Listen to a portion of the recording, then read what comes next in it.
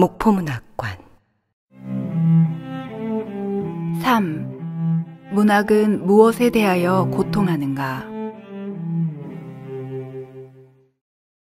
행복. 그것은 현실이란 말처럼 환상적이다. 그러므로 우리는 그것에 미친다. 환상적이 아닌 어떤 것도 우리를 미치게 하지 못한다. 최인훈, 역사와 상상력. 문학은 억압하지 않는다. 그러나 그것은 억압에 대해서 생각하게 만든다. 비억압적인 것은 억압적인 것을 더욱 절실하게 느끼게 하기 때문이다. 다시 개인적인 예를 들자면 로렌스의 채털리 부인의 사랑을 읽었을 때의 충격을 나는 잊을 수가 없다.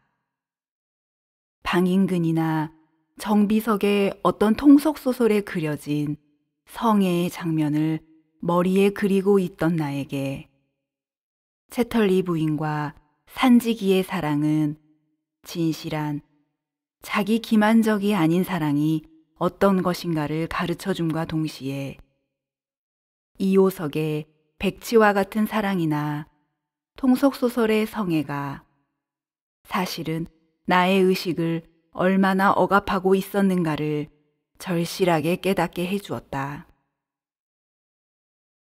다시 말하거니와 좋은 작품은 억압하지 않는다. 대신 억압을 생각하게 해준다.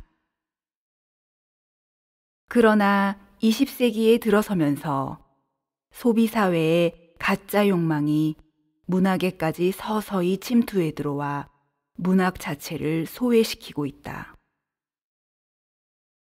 전통적인 농업사회가 근대화의 물결을 타고 서서히 붕괴되면서 한국 사회의 어떤 부분은 선진 소비 국가의 유형을 그대로 닮아가고 있다.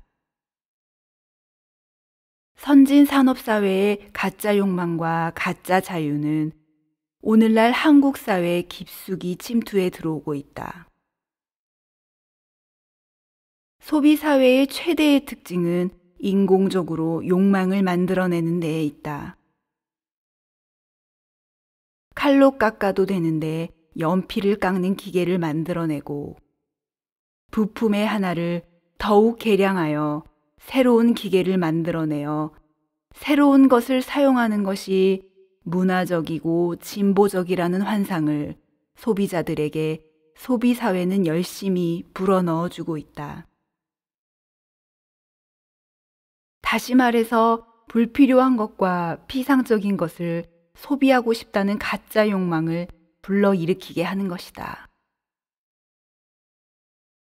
그 가짜 욕망은 그러나 인간에게 자기가 억압당하고 있다는 느낌을 불어넣어주기는커녕 자기가 자유로우며 그래서 모든 것을 자유롭게 선택할 수 있다는 가짜 자유를 느끼게 해준다. 2, 3년 전부터 대도시에 생기기 시작한 슈퍼마켓의 예를 들자.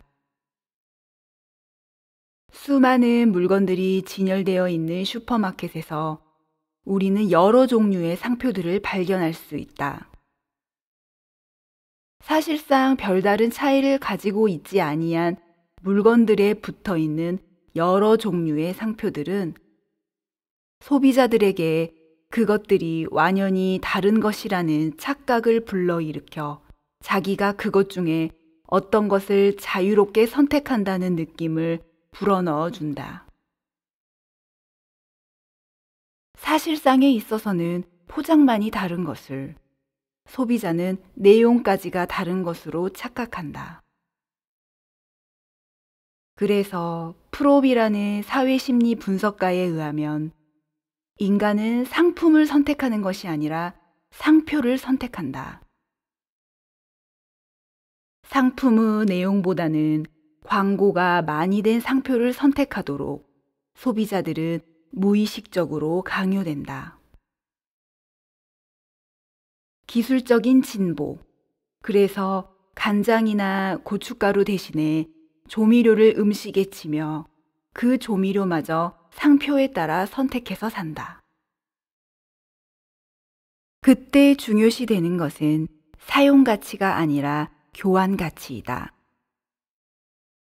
어떤 상품은 그것이 아무리 사용 가치가 높다고 하더라도 교환 가치가 없을 때, 다시 말해 돈으로 환산될 수 없을 때 아무런 가치를 띠지 못한다. 가짜 욕망이나 가짜 자유, 사용 가치에 앞서는 교환 가치와 같은 소비 사회의 특징적인 성격은 인간을 본래의 자아에서 소외시킨다. 소외를 보여주는 예는 셀 수 없이 많다. 그런 것을 알기 위해서는 가령 프롬의 건전한 사회나 마르쿠제의 1차원적 인간을 잠깐 뒤적거리기만 하면 된다. 소비사회는 인간을 소외시킬 뿐만 아니라 그 인간의 가장 비억압적인 소산인 문학까지를 소외시킨다. 문학 내부에서 보자면 소비사회의 자기 치료적 경향은 역승화라고 마르쿠제가 부르고 있는 새로운 억압을 만들어내고 있으며, 문학 외부에서 보자면 문학작품 자체를 하나의 상품으로 만들어 그것을 아이스크림이나 껌과 같이 소비사회는 팔게 만들고 있다.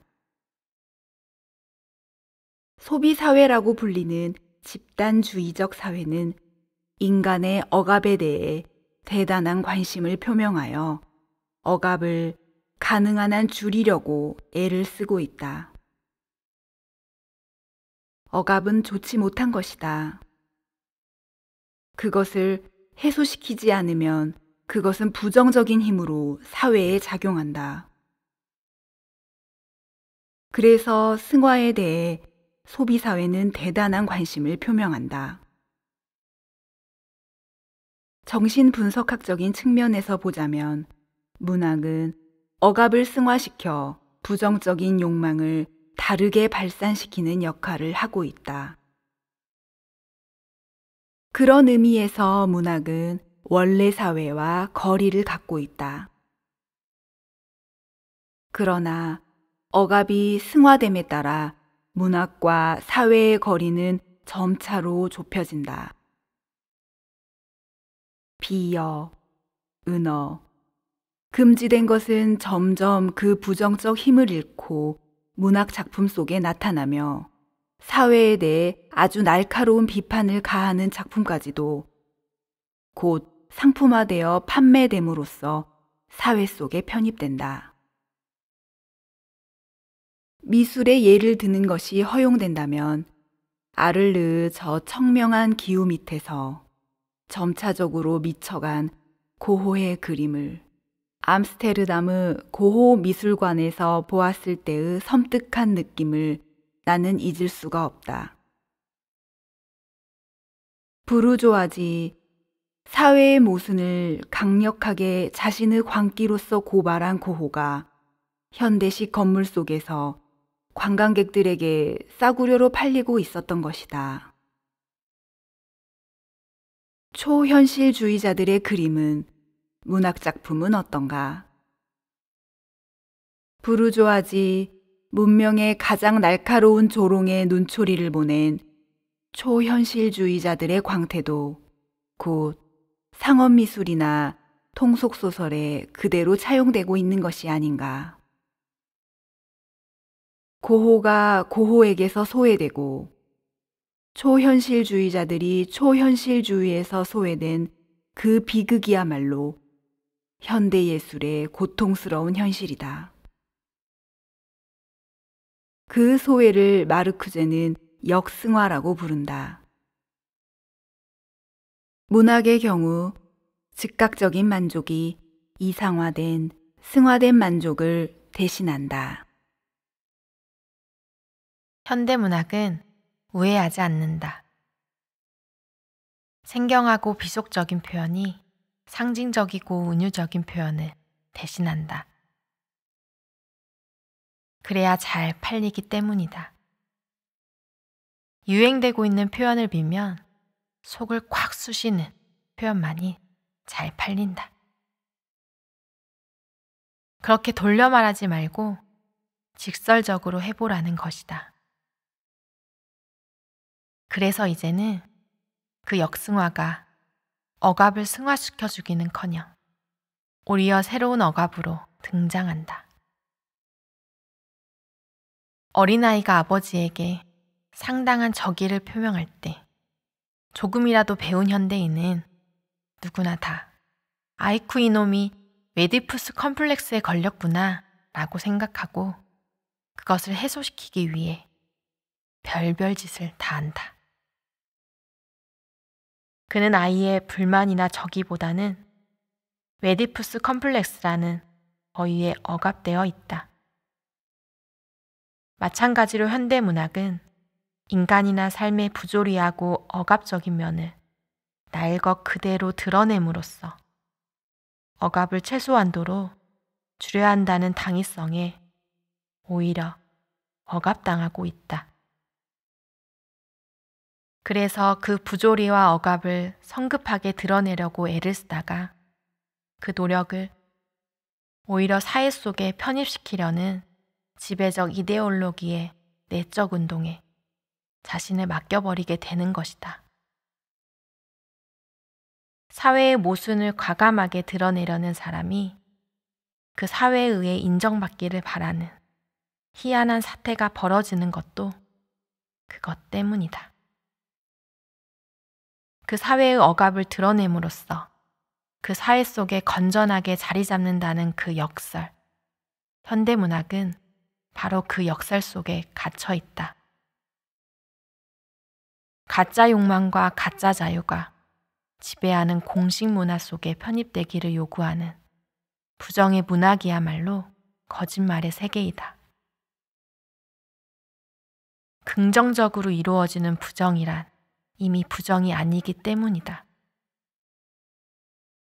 명백한 고발이란 모순이나 갈등의 저편에 작가가 있음을 의미한다는 아도르노의 고통의 참 발언은 그런 의미로 읽히지 않으면 안 된다.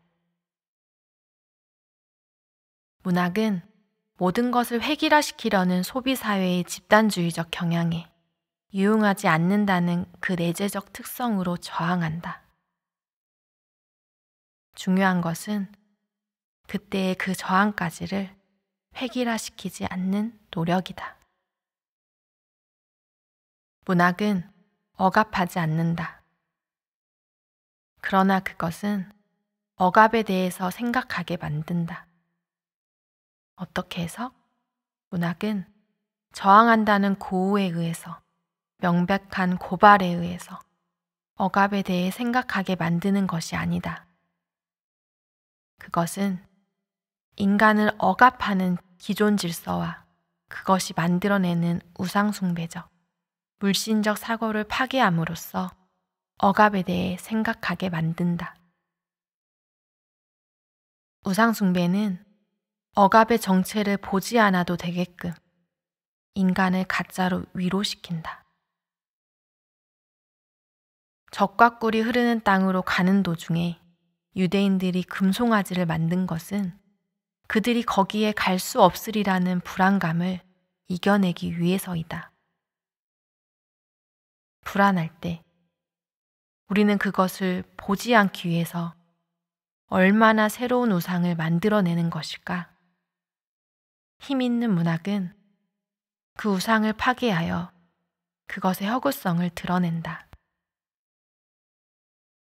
다시 말하거니와 우상을 파괴해야 한다는 높은 소리에 의해서가 아니라 억압하지 않는 것이 있다는 것을 보여줌으로써 아도르노의 표현을 빌면 파괴 그 자체가 됨으로써 문학은 우상을 파괴한다. 김정한이나 신동엽의 저 목청 높은 구투의 형태 보존적 노력보다 최인훈이나 이청준, 김수영이나 황동규, 정현종의 형태 파괴적 노력을 높이 평가하지 않을 수 없는 것은 그것 때문이다. 우상을 파괴하지 않는 한 억압은 없어지지 아니한다.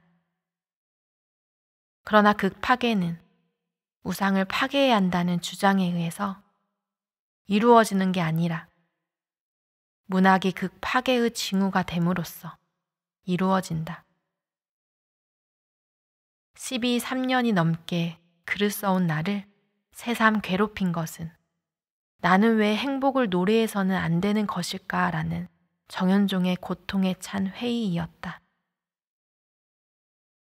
우리는 왜 계속 고통의 제스처만을 보여주어야 하는가? 그리고 그것은 과연 올바른 것인가? 식민지 시대 이후로 문학은 고통의 제스처를 보여주지 않는 문학에 대해 체질적인 반감을 보여왔다. 그러나 감히 말하거니와 긍정적인 가짜 화해로 끝나는 고통의 제스처보다는 끝내 부정적인 행복스러운 고통을 우리는 보여주지 않으면 안 된다. 고통의 제스처는 추하다. 그것은 결국에 가서는 불화를 가짜로 해소시키기 때문이다. 저급의 참여소설에 나타나는 저 가짜 소영웅들을 상기하기 바란다. 그러나 부정적인 고통은 역설적이게도 행복스럽다. 자신이 고통이 됨으로써 그 부정적인 고통은 모든 거짓 화해와 거짓 고통을 뚜렷하게 보여주고 결국은 인간이 행복스럽게 살지 않으면 안 된다는 것을 보여주기 때문이다. 우리는 고통하기 위해서 태어난 것이 아니다. 우리는 행복스럽게 살기 위해서 태어난 것이다. 그래서 우리는 고통스럽게 행복을 생각하는 것이다. 행복은 불가능한 꿈이다. 그러니 고통스럽지 않을 리 없지 않은가? 철 모르는 소리 하지 말라. 지금이 어떤 시대인데 행복 운운하는가? 그런 질타의 목소리를 내가 듣지 않는 것은 아니다. 그러나 바로 이 시대가 고통스럽고 갓난한 시대이기 때문에 오히려 우리는 행복을 생각하지 않으면 안 된다. 이 시대의 행복을 생각한다는 것은 고통스럽다. 인간은 그럼에도 불구하고 바슐라르라는 프랑스 철학자의 표현을 빌면 행복스럽게 숨 쉴 수 있도록 태어났다. 그러니 숨을 잘 쉬는 것을 어떻게 포기할 수 있는가?